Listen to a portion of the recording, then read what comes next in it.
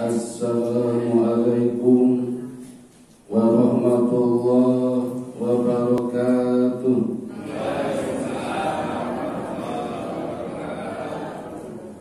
Alhamdulillahilladzi ahyana ba'dama amatana wa ilaihin nusyur. Asyhadu an la ilaha illallah wahdahu la syarika lah wa asyhadu anna Muhammadan abduhu wa rasuluhu la nabiyya ba'dah. Allahumma shalli ala sayyidina Muhammad wa ala ali sayyidina Muhammad. Bapak Ibu saudara-saudara jamaah Masjid Raudhatul Jannah, marilah kita panjatkan rasa syukur kita kehadirat Allah Subhanahu wa Ta'ala. Sembari monggo Bapak Ibu angkat tangan kanannya, tidak usah tinggi-tinggi, kasihan sampingnya. Tempelkan di dada sebelah kiri, dadanya sendiri, jangan dadanya sampingnya. Agak ditekan, pastikan bisa merasakan detak jantungnya. Kemudian pejamkan mata seperti saya. Tarik nafas panjang-panjang pakai hidung. Tahan, keluarkan lewat mulut pelan-pelan. Lagi Bapak Ibu, tarik nafas dalam-dalam. Tahan, keluarkan pelan-pelan lewat mulut. Sekarang ikuti kata-kata saya, tetapi tidak perlu diucapkan, cukup dalam hati. Alhamdulillah ya Allah, pagi ini Engkau hidupkan kami kembali. Alhamdulillah ya Allah, Engkau masih memberikan kesempatan kepada kita untuk menikmati indahnya dan segarnya udara pagi hari. Alhamdulillah pula ya Allah, Engkau masih memberikan kesempatan kepada kita hingga kita masih bisa berkumpul dengan keluarga, dengan suami, dengan istri, dengan anak-anak kita, bahkan bisa berjamaah subuh di masjid yang mulia ini, berkumpul dengan sahabat-sahabat kita untuk mengaji. Mudah-mudahan ya Allah, mengajinya kita di pagi ini mendatangkan barokah. Amin ya rabbal alamin. Silakan buka kembali pandangan kita. Itu namanya terapi syukur Bapak Ibu. Silakan dipraktekkan setiap pagi bangun tidur setelah sholat subuh. Jangan tanya apa keajaibannya, praktekkan saja dulu. Bapak Ibu, hari ini kita sudah berada di tanggal 11 bulan ketiga di tahun 1444 Hijriah, yaitu bulan Rabiul Awal. Insya Allah selepas maghrib kita sudah memasuki tanggal 12 Rabiul Awal. Ada apa dengan tanggal 12 Rabiul Awal? Bapak Ibu, di tanggal 12 Rabiul Awal ada 3 peristiwa besar. Bulannya sama, tanggalnya sama, walaupun tahunnya berbeda. Yaitu tanggal kelahiran Nabi Muhammad sallallahu alaihi wasallam, juga tanggal wafatnya beliau dan tanggal hijrahnya beliau. Sama-sama terjadi di bulan Rabiul Awal, tanggalnya 12 walaupun tahunnya berbeda. Dan ketiga tanggal 12 Rabiul Awal ini terjadi pada hari Senin, bukan hari Jumat. Tapi tidak ada masalah dengan hari Jumat hari ini. Mungkin yang masih terjadi khilaf di kalangan para ulama adalah peristiwa hijrah. Karena kita tahu penetapan tahun Hijriah ternyata tanggal 1 Muharram, bukan 12 Rabiul Awal. Memang penetapan tahun baru Hijriah itu diputuskan di masa sahabat Umar bin Khattab menjadi penguasa. Beliau cerdas, beliau juga tidak egois. Bukan pendapatnya beliau, tapi justru pendapatnya Sayyidina Ali yang mengusulkan untuk penetapan tahun baru Hijriah adalah tanggal 1 Muharram. Abu Bakar sebelumnya mengusulkan tahun baru Hijriah dihitung dari lahirnya Nabi Muhammad, tapi usulannya tidak diterima. Umar bin Khattab juga mengusulkan berdasarkan wafatnya Nabi, tapi juga tidak diterima. Justru yang diterima adalah pendapatnya Ali bin Abi Thalib, tanggal 1 Muharram dijadikan tahun baru Hijriah. Padahal Bapak Ibu, ternyata Nabi hijrahnya tanggal 12 Rabiul Awal. Dan memang Nabi hijrah tidak cuma sekali, berkali-kali Bapak Ibu. Hijrah yang pertama itu justru tidak ke Madinah, ke negara Najasyi. Rajanya ketika itu bernama Habasyi, agamanya Nasrani, tapi kotanya aman, tentram, terkendali. Begitu sampai hijrah di sana, Abu Jahal tidak terima, lalu membuat hoax. Mekah sudah aman, tenang, terkendali, kembalilah ke Mekah. Kembali. Tapi apa yang terjadi? Pembantaian dimulai lagi.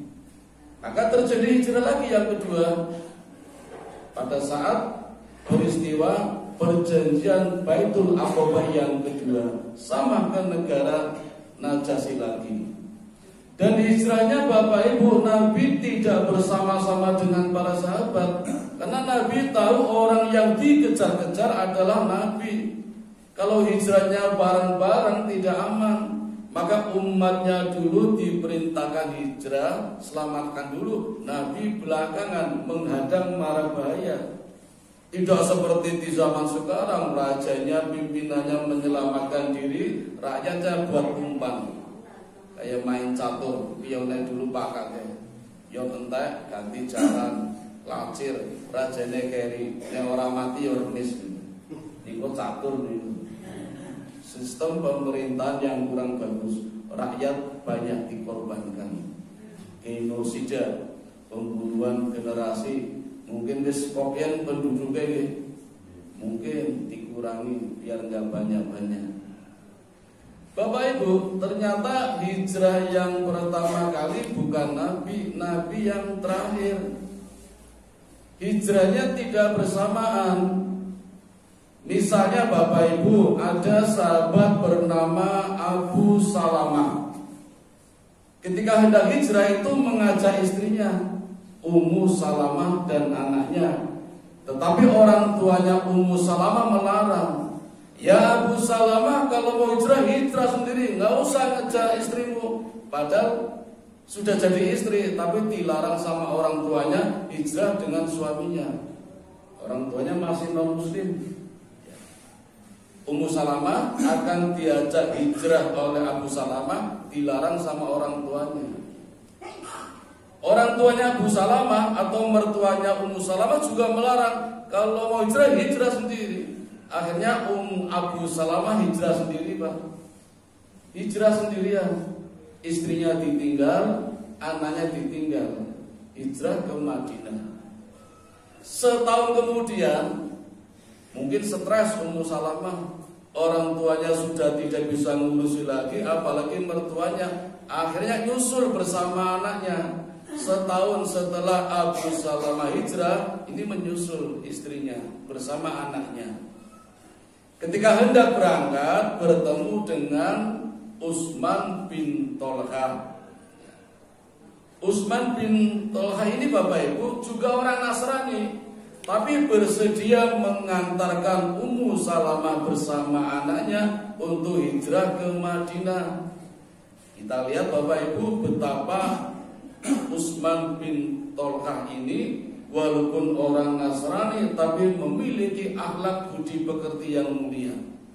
Sepanjang jalan hijrah menempuh jarak 450 km seperti Jogja Jakarta dengan menggunakan onta. 10 hari waktu yang dibutuhkan, tidak terucap satu kata patah pun dari kedua orang ini. Dari berangkat sampai ke Madinah, setiap hendak istirahat, Utsman bin Tolkah selalu meletakkan ontanya, diikatkan di pohon, kemudian menjauh. Ummu Salamah turun. Dirasa cukup istirahatnya, Ummu Salamah naik beserta anaknya, kemudian Utsman bin Tolkah baru mendekati ontanya lagi, jalan lagi. Terus seperti itu sampai di Madinah. Bahkan sampai di Madinah Bapak Ibu, Ummu Salamah turun, sudah selesai. Utsman bin Tolkah langsung pulang. Tidak pamitan, udah ya, tak tinggal ya, enggak. Ummu Salamah pun tidak mengatakan terima kasih ya udah diantar, tidak. Betapa dua orang ini saking hati-hatinya menjaga ucapan, jangan sampai terjadi perbuatan yang mendekati zina. Karena ternyata ucapan Bapak Ibu, pendengaran itu lebih berbahaya daripada pandangan. Mungkin pandangan bisa menunduk, bisa merem, tapi ketika kita mendengar suara orang lain, itu yang bisa-bisa mendatangkan mara bahaya. Maka kedua orang ini menjaga betul jangan sampai terjadi perbuatan zina dimulai dari ucapan dan pendengaran. Luar biasa Bapak Ibu. Saya tidak bisa membayangkan kalau terjadi di zaman sekarang ini. 10 hari nang dalan Jogja Jakarta sak mobil 2 orang beda jenis. Saya khawatir banyak orang sudah mesti itu. Kayaknya nggak mungkin lah. Ini satu onta Bapak Ibu. Utsman ngalah ontanya dipakai Ummu Salamah. Begitulah Utsman bin Tolkah menjaga betul. Padahal orang Nasrani, tapi tahu batasan-batasan antara laki-laki dan suami, laki-laki dan perempuan. Memang betul, ar-rijalu qawwamuna 'alan nisa. Laki-laki pelindung istri. Tetapi di sini sudah berubah, suami pelindung istri. Tadi laki-laki pelindung perempuan menjadi suami pelindung istri. Jadi ada batasan yang berbeda. Begitu juga yang dilakukan oleh Sofwan. Sofwan itu Bapak Ibu sahabat Nabi yang selalu diberi tugas di barisan paling belakang setiap Nabi melakukan peperangan. Tepatnya ketika perang Bani Mustalik di tahun 7 Hijriah. Setiap perang Nabi selalu mengajak istrinya diundi. Nah, ketika perang Mustalik yang keluar Aisyah diajak perang. Saat berangkat berada di kereta terdepan bersama Nabi berangkat perang. Perang selesai, pulang, sudah beda kereta, Nabi masih di kereta terdepan, Aisyah belakang. Nah, pas istirahat Bapak Ibu, Aisyah izin ke belakang buang hajat. WC umumnya ketika itu jauh di gurun pasir. Sofwan lihat, tapi biasa mendiamkan saja karena menjaga ucapan. Kan beda dengan kita, izin ke belakang. Ini menjaga. Jadi keluar dari kereta buang hajat, Sofwan melihat kalau Aisyah keluar. Kembali dari buang hajat, Aisyah buang hajat, Sofwan juga lihat masuk ke dalam kereta. Tapi tidak lama kemudian Aisyah kembali lagi ke tempat WC umum lagi. Rupanya kalungnya ketinggalan. Ketemu kalungnya, kembali ke kereta lagi. Sofwan gak lihat itu. kalau setelah masuk keluar lagi. Berarti berapa kali itu Aisyah keluar itu? Nah itu pas keluar tidak lihat. Jadi dikiranya Aisyah sudah ada di dalam kereta jalan. Dan gak terasa Bapak Ibu, karena Aisyah mohon maaf beratnya cuma 40 kilo. Jadi ending banget nih. Kereta jalan, Aisyah ketinggalan. Sampai di Mekah, sampai di Madinah, Nabi nyari Aisyah mana kok tidak ada. Geger Bapak Ibu, istri Nabi hilang, istri Nabi hilang. Jangankan istri Nabi, istri polisi aja geger.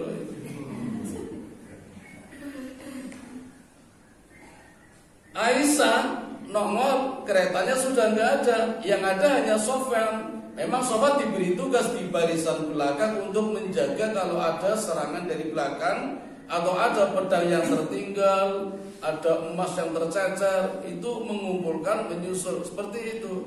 Nah yang tertinggal ternyata Aisyah. Maka kudanya diberikan kepada Aisyah. Aisyah jalan menggunakan kuda, Sofyan jauh di depan mendahului. Tetapi di tengah jalan Bapak Ibu, di terik panas matahari, bayangannya terlihat seperti berdua dalam satu kuda. Dan ini dilihat oleh orang munafik namanya Sahlul. Lihatnya dari jauh, yang kelihatan cuma bayangannya, tidak jelas ketoke sak jaran ki wong loro. Belum tahu benar kejelasannya sudah menyebarkan berita. Maka heboh Bapak Ibu. Nabi sudah sampai Madinah, Aisyah belum sampai Madinah, tapi beritanya sudah menyebar di Madinah. Istri Nabi selingkuh, istri Nabi selingkuh. Yang menyebarkan orang munafik namanya Sahlul. Geger Bapak Ibu. Itu istri Nabi, apalagi istri polisi. Geger itu. Padahal belum sampai ke Madinah Aisyah. Jadi Rasul sendiri juga bingung. Jangan-jangan ya cuma bingung aja, nggak marah terus nembak, tidak, cuma bingung aja. Karena apalagi biasanya Nabi itu selalu mendapatkan wahyu. Dilala ketika itu 30 hari wahyu tidak turun. Jadi Nabi ya jangan-jangan. Aisyah sendiri juga gelisah, tidak tahu apa-apa kok. Nabi diajak ngomong kok diam saja. Sampai-sampai Aisyah mengatakan, iya suamiku, kalau aku sudah tidak berfungsi lagi, kembalikan aku ke orang tuaku. Nabi ngantar Bu. Dan ini memang etikanya. Mudah-mudahan tidak terjadi Bapak Ibu nggih. Nek misalnya ada masalah, jangan langsung diusir, apa ditolak, ditalak, atau KDRT dicekik diantemi, jangan dulu, belum tahu masalahnya. Ini Nabi mengantar ke Abu Bakar mengembalikan Aisyah. Tidak dicerai, tidak, cuma mengembalikan, menunggu sampai clear betul.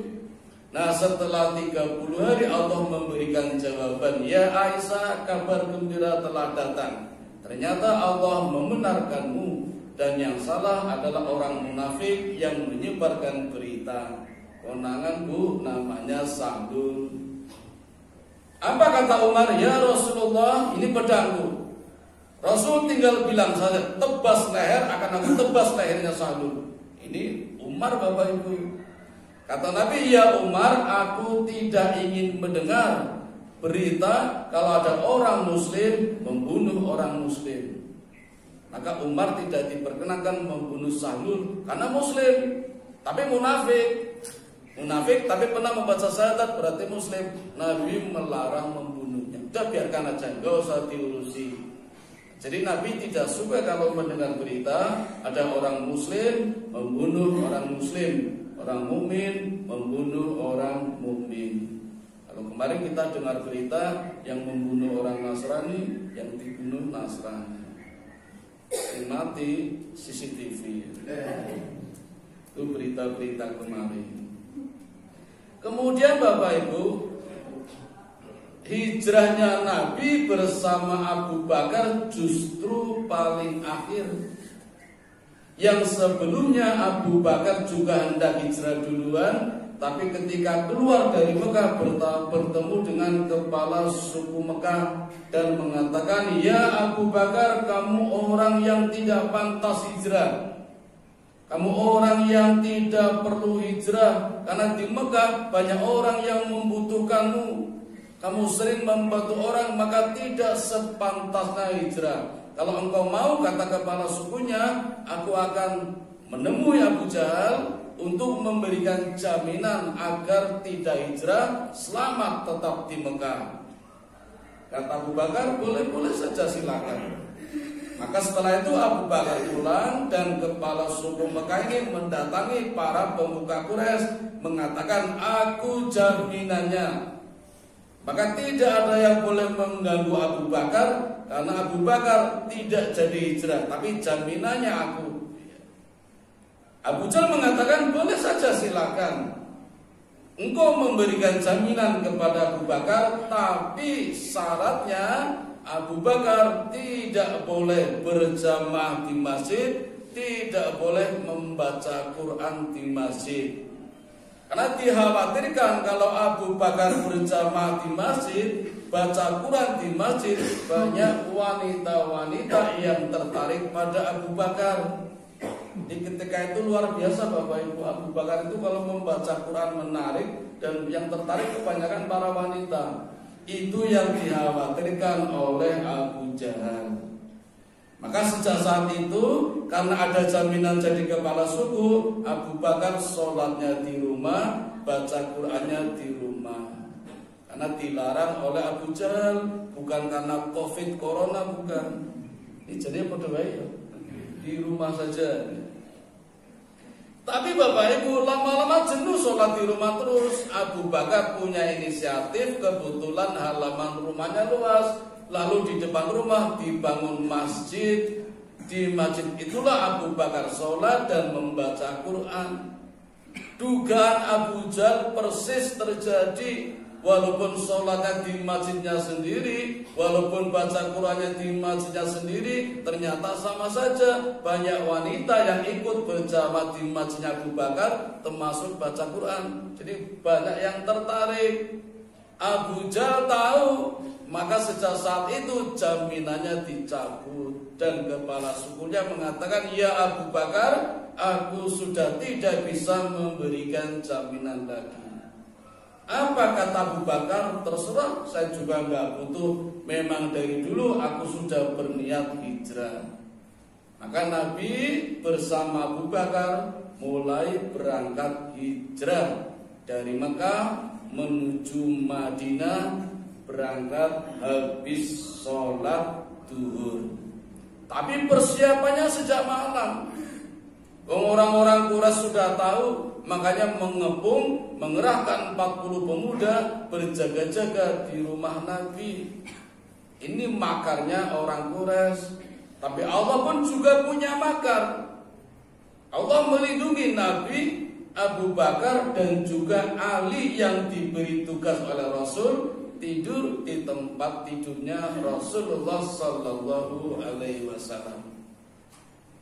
Ketika itu Allah berfirman kepada Nabi Muhammad, ada di dalam surat Yasin ayat yang ke-9. Apa ayat ini? "Wa ja'alna min baini aydihim saddan wa min khalfihim saddan fa arshaynahum wa hum la yubsirun." Nabi keluar dengan menaburkan pasir, semuanya tertidur. Ayat 8-nya menggambarkan posisi mereka menganggukkan kepalanya dengan dijaga oleh kedua tangannya. Jadi ngaten Bapak Ibu, ngantuk kabeh. Jadi kayak posisinya umatnya Nabi Syuaib. Umatnya Nabi Syuaib itu semuanya dimusnahkan Allah dalam posisi yang sama. Posisinya meletakkan kepalanya di antara dua lutut dan lututnya dilingkar dengan tangannya. Ngaten Bapak Ibu.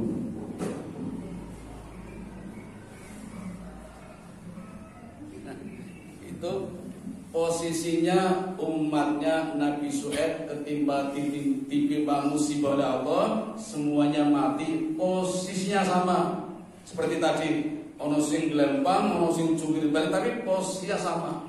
Dan itu posisi ketika Nabi Syuaib memberikan ceramah, memberikan pelajaran, memberikan hikmah, tidak pada mendengarkan. Maka Bapak Ibu, Nabi Muhammad SAW melarang kita, khususnya bapak-bapak, ketika Jumatan tidak boleh mendengarkan Jumatan dengan posisi seperti umatnya Nabi Syuaib. Ini pas khotbah atau nasaran. Itu duduk yang kita, termasuk sandaran ya, dengan dua tangan. Niko pas khotbah, niki boten napa apa-apa. Nggih, sarange boten napa. Itu posisinya umatnya Nabi Syuaib. Kalau Nabi Nuh Bapak Ibu itu ketika diberikan pelajaran, diberikan ilmu, tutup telinga dengan tangannya. Ada yang begini, ada yang begini, ada yang begini, ada yang begini. Itu umatnya Nabi Nuh. Dan ketika meninggal diterpa banjir besar, mayatnya pun posisinya seperti itu, Nabi Nuh. Jadi ada kemiripan umatnya Nabi Nuh, Nabi Syuaib, dan ini tadi ya, yang mengepung Nabi Muhammad ketika hendak hijrah itu posisinya juga sama. Mereka tertidur pulas, sehingga ketika bangun Nabi dan Abu Bakar sudah tiada, yang ada tinggal Ali bin Abi Thalib. Nah Bapak Ibu, begitu sampai di Madinah, sampainya hari Senin Bapak Ibu, tanggal 12 Rabiul Awal, asar. Maka di Madinah itulah pertama kalinya Nabi menunaikan sholat asar di Mekah. Jadi pertama di Madinah. Jadi pertama kali Nabi sholat asar itu di Madinah. Dan sejak saat itulah banyak kebijakan-kebijakan yang dilakukan oleh Nabi. Tidak bertele-tele, tidak menunda-nunda. Baru 3 hari saja di Madinah, Nabi langsung mendirikan masjid. Tidak tanggung-tanggung, langsung 2 masjid. Masjid Quba dan Masjid Nabawi. Bahkan Nabi mengatakan, barang siapa sholat sekali saja asar di Masjid Nabawi, maka pahalanya 500 kali sholat di masjidnya sendiri-sendiri. Jadi panjenengan sholat mriki 500, itu nilainya baru sama dengan sholat sekali di Masjid Nabawi. Pengen tinggi lagi di Masjidil Haram, itu 1000 kalinya sholat kita di tanah air. Lebih dahsyat lagi di Baitul Maqdis, Masjidil Aqsa. Sekali sholat di sana nilainya 10.000 kalinya sholat di negeri sendiri.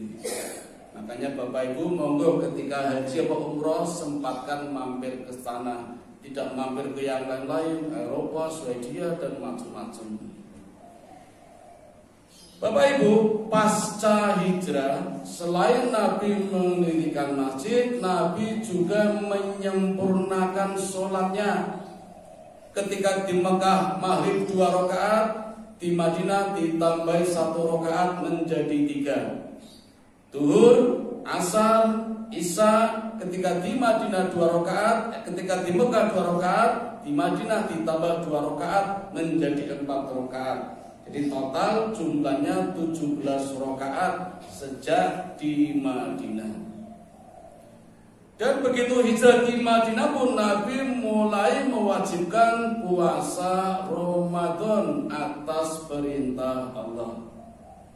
Dan di Madinah pula Nabi menikah dengan Aisyah radhiyallahu anha. Itu di Madinah. Termasuk sholat berjamaah. Di Mekah dulu tidak berjamaah. Begitu Nabi mendirikan masjid atas usulan sahabat Sa'ad bin Mu'ad, mulai diwajibkannya sholat berjamaah itu di Madinah, termasuk sholat Jumat itu dimulai di Madinah. Dan juga adzan. Dulu di Mekah nggak ada adzan, di Madinah baru mulai ada adzan. Maka Rasul memilih Bilal untuk adzan. Kenapa yang dipilih Bilal? Bukan karena lagunya yang bagus, bukan karena tajwidnya, tapi karena suaranya yang keras. Jadi Bapak Ibu, Nabi dulu memilih Bilal karena suaranya yang keras. Men do krungu kabeh, subuh do tangi kabeh, yang keras. Nah sekarang kalau harus dimatikan, tidak boleh adzan, baru itu. Jadi yang keras. Inilah kebijakan-kebijakan Nabi yang dilakukan begitu sampai di Madinah. Ini pasca hijrah. Jadi Bapak Ibu tidak perlu jadi masalah, ini sejarah saja.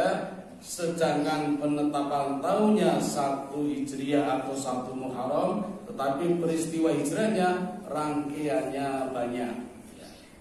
Dan jumhur ulama menyepakati tanggal 12 Rabiul Awal sama dengan tanggal kelahirannya dan juga wafatnya. Lahirnya Nabi Bapak Ibu itu cukup menggembarkan dunia ketika itu. Banyak peristiwa yang mengiringinya. Dan kita tahu ada peristiwa besar sebelum Nabi Muhammad dilahirkan, yaitu penyerangan pasukan gajah yang dilakukan oleh Abraha bin Asrom dengan pasukan gajahnya. Itu terjadinya sebelum masuk Mekah di Wadi Mu'asir. Wadi itu lembah, Mu'asir itu pengumpulan, jadi lembah tempat berkumpul. Disitulah Allah menghancurkan pasukan gajah seperti daun yang dimakan ulat. Jadi orang langsung mati, orang langsung entek, kaya digerigiti sidik-sidik, padahal gajah itu. Allah memberikan peringatan kepada kita, memberikan pelajaran. Inilah gajah besar yang cukup dimatikan oleh Allah hanya dengan burung ababil.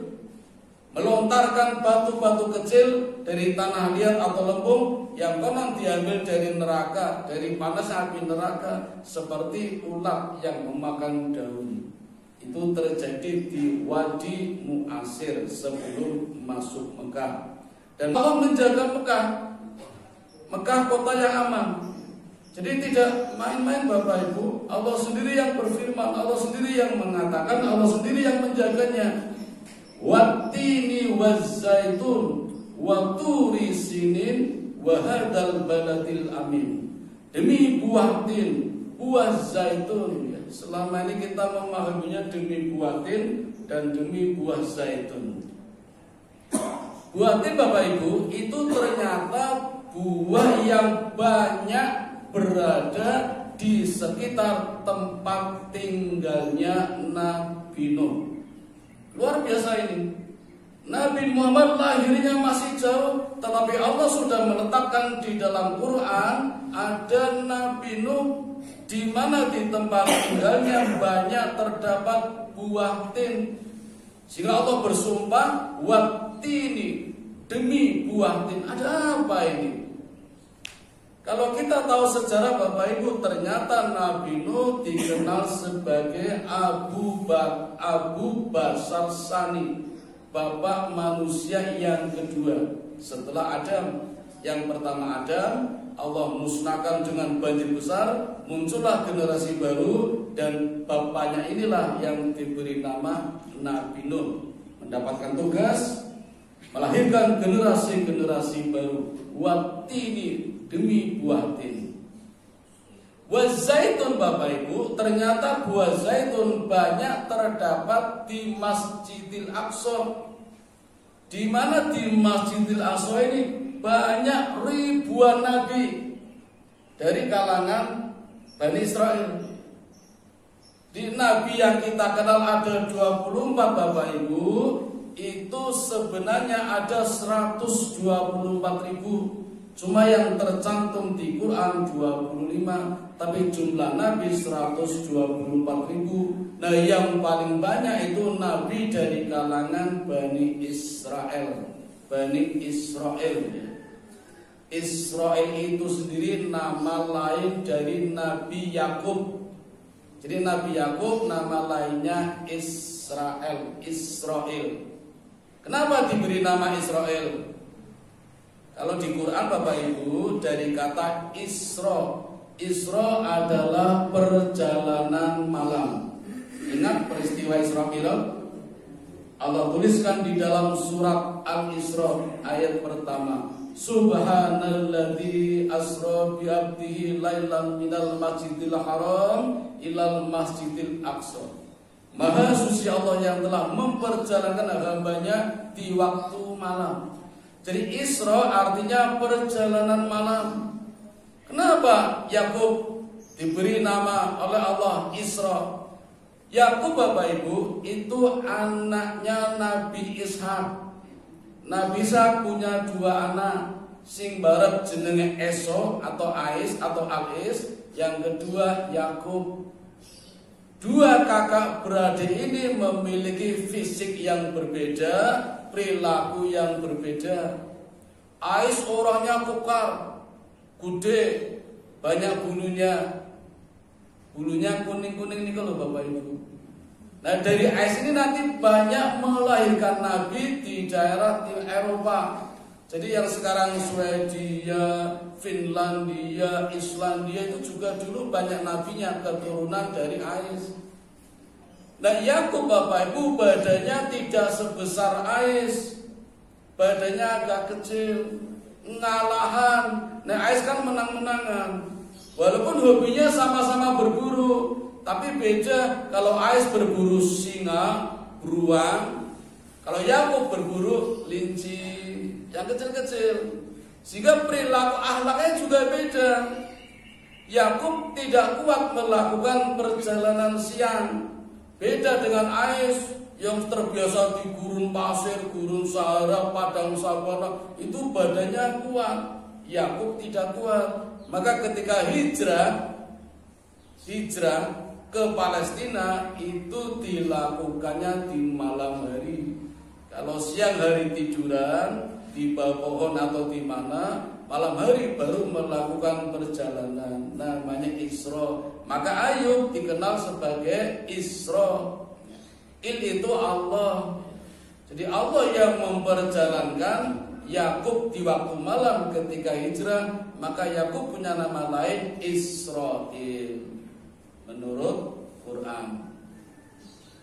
Menurut Injil beda lagi. Menurut Tanah itu kitab sucinya orang Yahudi, beda lagi. Israel artinya Isra itu Abdul, Il itu Allah. Jadi Abdullah, hamba Allah, sama saja. Cuma Bapak Ibu, di dalam kitab yang dua ini, bukan kitab Islam, bukan kitab Quran, itu gambarannya menyandarkan pada Allah. Nabi Ayub hanya sebagai hamba, tidak mampu menunaikan tugasnya. Allah yang menyelamatkan, Allah yang memperjalankan, Allah yang menunaikan. Maka namanya menjadi Israel. Masih mending Bapak Ibu. Nah, yang aneh ini yang kitab Tanah, kitabnya Yahudi. Mengapa Yakub diberi nama Israel? Konon menurut kitab Yahudi, Yakub itu bertarung, berkelahi, tidak tanggung-tanggung, berkelahi dengan malaikat dan dengan Allah. Enggak masuk akal tuh Bapak Ibu.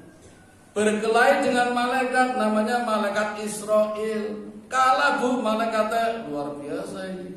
Malaikat pencabut nyawa yang iso kalah dulu. Dari situ namanya menjadi Israel menurut kitabnya orang Yahudi. Itu sekedar wacana saja, kita tinggalkan. Saya lebih suka menggunakan Quran. Jadi nama lain Yakub adalah Israel. Israel yang sekarang kita kenal sebagai sebuah negara itu juga banyak melahirkan nabi, jumlahnya ribuan, banyak sekali Bapak Ibu. Tetapi di dalam kitab mereka, kitab Taurat juga sudah dikabarkan akan lahir seorang nabi. Tanda-tandanya ketika hendak lahir akan muncul bintang Najmu Ahmad, namanya bintang Ahmad. Hari itu sudah muncul bintangnya Bapak Ibu. Maka orang-orang Israel yang sangat berharap tahu betul akan datanya Nabi mencari di Madinah itu. Semua orang ditanya, ternyata tidak bertemu, tidak menemukan. Padahal bintangnya sudah ada. Ya memang ketika itu kan waktu Nabi lahir kan belum di Madinah, masih di Mekah. Sehingga nyari di Mekah. Di Mekah ketemu Bapak Ibu, tidak cuma itu saja tandanya, ada tanda-tanda lain, ada stempelnya, ada nasabnya, ada silsilahnya. Inilah yang tidak disukai oleh orang-orang Israel. Maka orang Israel mengatakan dahaba nubuwah. Selesai sudah generasi Nabi dari kalangan Israel. Ternyata Nabi yang baru ini, Nabi yang terakhir, bukan dari generasinya, bukan dari nasabnya Israel. Maka orang Israel menyesal, gelo, kecewa sampai sekarang. Maka perseteruan antara Israel dengan Palestina itu juga dimulai dari nasabnya. Ratusan alasan Bapak Ibu yang menjadi perseteruan Israel tidak suka dengan Palestina sampai sekarang. Di antaranya nasabnya Nabi Muhammad. Jadi orang terima Bapak Ibu. Apalagi kalau kita telusuri Bapak Ibu, Nabi Muhammad itu kan keturunannya Nabi Ismail. Nabi Ismail itu kan anaknya Hajar nggih. Hajar itu Bapak Ibu, menurut orang Yahudi adalah budak. Itu hadiah yang diberikan oleh Raja Mesir ketika Nabi Ibrahim hijrah ke Mesir. Nah, ketika Raja Mesir tidak bisa merebut istrinya Ibrahim yang bernama Sarah, karena Sarah dijaga Allah, lalu memberikan hadiah namanya Hajar. Sebenarnya Hajar ini bukan budak, anak raja yang kalah berperang lalu dijadikan budak. Tapi orang Israel gak mau tahu, pokoknya budak. Sehingga Nabi Muhammad karena anaknya Hajar berarti anaknya budak. Maunya Israel yang jadi nabi, nabi terakhir ya dari kalangan Israel, yaitu Ishak. Kan saudara Ismail namanya Ishak. Itu kan anaknya Maisarah istri pertama itu, anaknya Sarah istri pertama itu. Maunya itu. Ternyata yang menjadi nabi terakhir bukan dari kalangan Ishak. Maka kecewa orang-orang Israel sampai sekarang, yang tidak tahu pun malu-malu tidak suka sampai sekarang. Itulah kehebohan lahirnya nabi yang terakhir, khatamin nabiyyin Muhammad sallallahu alaihi wasallam. Jadi tidak cuma melibatkan banyak negara, melibatkan juga para nabi.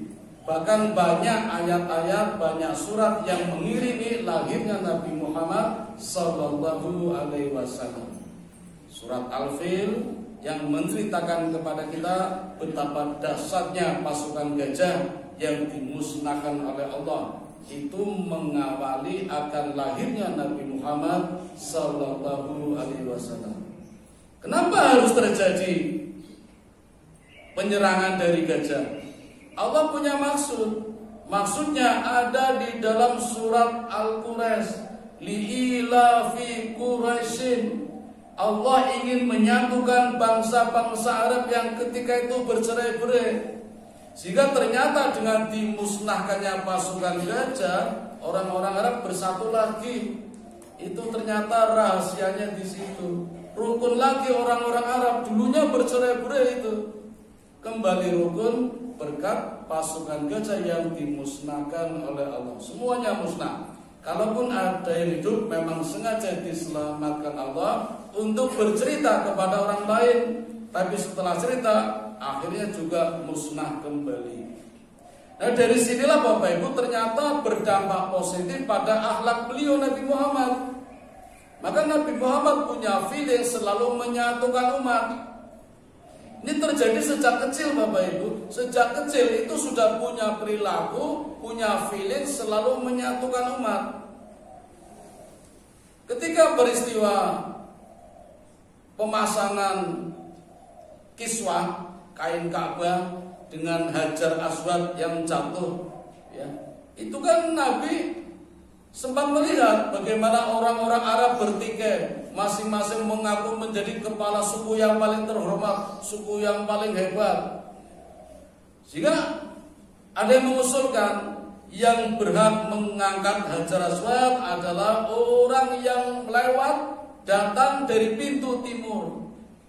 Kebetulan yang muncul dari pintu timur Nabi Muhammad. Tapi waktu itu masih kecil. Sehingga Nabi Muhammad kecil yang adalah orang yang berhak mengangkat Hajar Aswad untuk diletakkan di Ka'bah. Tapi tidak serta-merta seperti itu. Nabi Muhammad juga orang yang cerdas. Dengan feelingnya menyatukan umat, Muhammad kecil mengatakan kita angkat bareng-bareng. Dengan kiswah Hajar Aswad diangkat dan masing-masing kepala suku memegang kain. Jadi bareng-bareng inilah terjadi persatuan umat. Nabi yang menyatukan. Sejak kecil sudah punya feeling menyatukan umat. Luar biasa Bapak Ibu. Sekitar ya. Kemudian ini masih kecil juga, sudah dikenal sebagai orang yang dipercaya. Banyak orang yang selalu menitipkan barang pada Nabi. Jadi ketika itu di musim kawin, jadi di Mekah dulu ada musim panas, ada musim dingin, ada musim kawin. Ya. Di Indonesia banyak lagi, ada musim rambutan, musim durian. Ini orang-orang Quraisy ketika itu, ya kayak kita. Nah, ada mantenan jagung, ya. Itu Nabi Muhammad kecil sudah mulai diajak itu. Tapi seringkali tidak mau. Ya. Kalau kita mesti mau, lumayan gratis. Ya. Singapura kan orang tuanya konsolnya. Nabi Muhammad sering nggak mau. Jadi cuma menunggu di luar, dan ketika menunggu di luar inilah sering menerima titipan dari orang-orang. Di sini sudah mulai terlihat sifat amanahnya. Apapun yang dititipkan Nabi Muhammad kecil selalu aman, tidak pernah berkurang. Dan ini menjadi kebiasaan, orang-orang jadi tahu. Sehingga ketika berdagang, ketika ada acara, orang-orang selalu nitipkan sama Nabi. Jadi sejak kecil Nabi sudah menjadi tukang parkir, penitipan barang. Ada yang titip kambing, titip onta, titip kuda, aman Bapak Ibu. Jadi orang-orang itu hebat, salut itu. Padahal agamanya masih non muslim itu. Melihat Muhammad kecil orang yang jujur, mereka senang.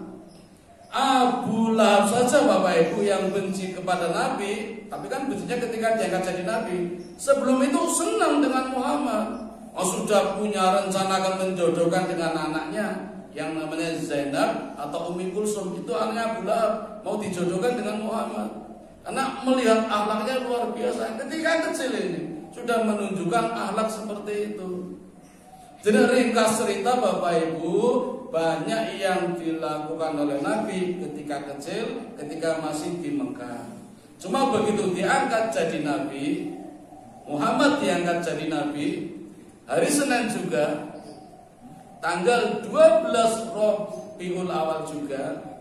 Nah ini luar biasa Bapak Ibu, nomor cantik ini kalau dijejer 12, 12, 12. Luar biasa. Tapi dirahasiakan, tidak diputuskan karena untuk menghindari pengkultusan. Maka tahun hijrah 1 Muharram, tidak Rabiul Awal, supaya tidak ada nomor cantik. Sampai sebegitu cerdasnya Umar itu.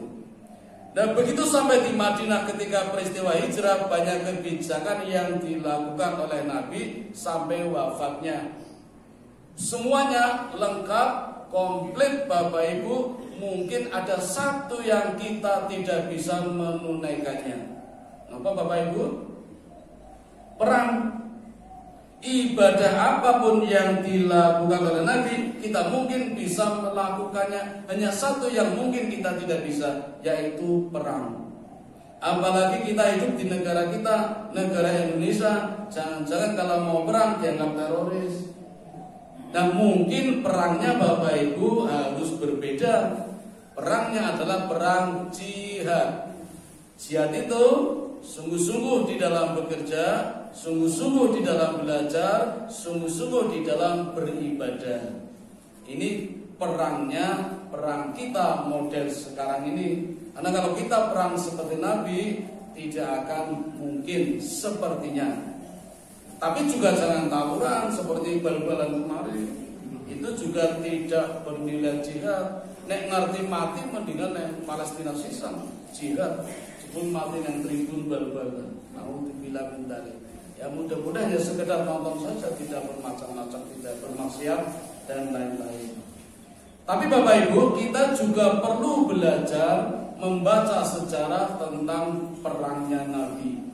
Karena semenjak Nabi hijrah ke Madinah di tahun pertama, itu Nabi sudah mulai melakukan banyak peperangan. Baik peperangan dalam bentuk Syria, Maroka maupun Ghazwan. Insya Allah Bapak Ibu di pertemuan berikutnya kalau ada kesempatan lagi, kita mulai belajar sejarah dari peperangan Nabi. Jadi seumur-umur Bapak Ibu, Nabi itu melakukan peperangan mungkin sampai 40 kali. 40 kali, banyak sekali. Terutama yang Syria.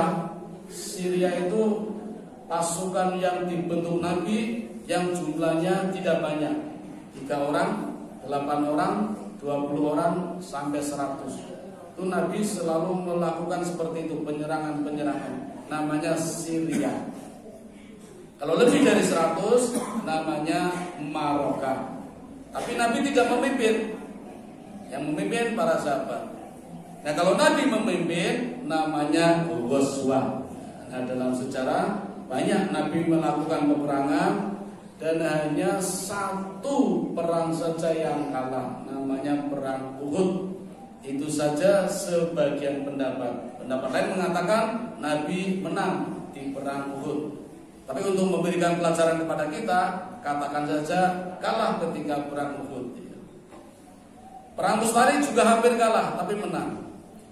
Perang Bani Salim juga hampir kalah, tapi menang. Setelah itu Nabi punya pasukan yang tidak terkalahkan, namanya pasukan Burda. Dan itu diwariskan kepada Umar. Kata Nabi kepada Umar, ketika Nabi sudah tiada, besok ketika aku sudah tiada, kata Nabi kepada Umar, genapkan pasukanmu 20.000, pasti menang. Maka Umar melanjutkan tradisi Nabi melakukan peperangan, selalu menggenapkan pasukannya.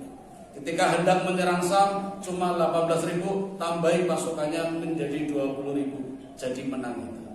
Ada apa? Itu perlu kita pelajari di dalam sirah Nabawiyah.